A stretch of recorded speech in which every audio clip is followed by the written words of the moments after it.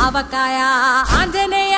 కథ మొదలెట్టినాడు చూడారయ్యా శక్తినంతా చూడగట్టి చెట్టు దులిపినాడు అంజయ్య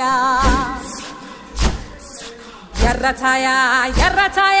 కోతి అవతార వెంటమాయ కత్తి సేత పట్టకుండా కాయ కోసినాడు కపిలయ్య